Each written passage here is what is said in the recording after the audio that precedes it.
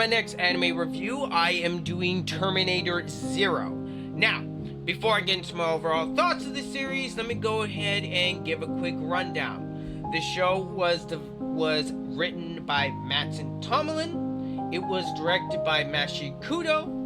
And the music is by Michael Bursky and Kevin Hawthorne, and the animation was done by Production IG. This has a total of 8 episodes, and Netflix did just draw up all 8 episodes all at once, so if you want to go ahead and binge watch this series, that is just fine in my book. The rating for this series is TVMA for nudity, violence, and language. With that out of the way, let me go ahead and get into my thoughts of this series, shall we? Let me go and get into the positives before I get into the negatives, shall we? The animation I thought was very good.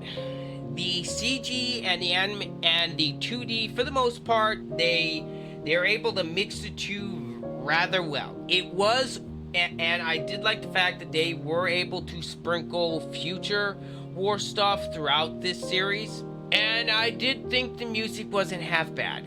I am disappointed that there's no opening theme or ending theme to this song. I mean to this series, but I digress. The visuals and the music did their job. Those were the parts of the show that I enjoyed the most. That's about it for positives. Now into my negatives. This show sucks. Without question, it sucks. The main problem I can tell with this series is it feels like someone from the US decided to write a script for a Terminator TV show and had a Japanese studio animated and just put in a Japanese director. Oh wait, that's because that's what happened. The music and the writing were all done in Hollywood. Everything else from the animation, that was probably the best part about this show, all comes from Japan. My main problem is the writing is awful. There are several instances where it's like,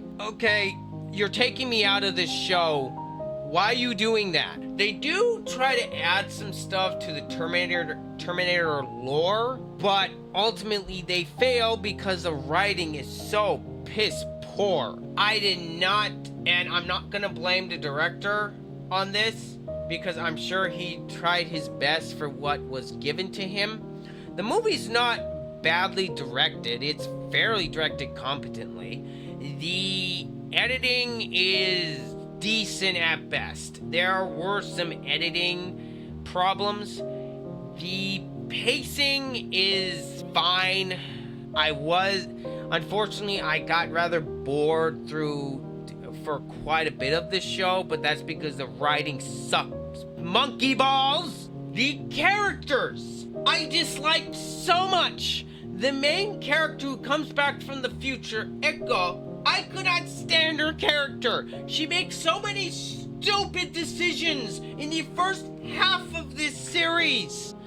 At one point, she's basically hot wiring a car, and she's there with one of the character's kids, and they're trying to get out of there from the attack of the Terminator, and the cop comes over and asks, "Are you okay?" She could have just pulled the gun, put it inside, and says, "Yes, officer, I'm fine.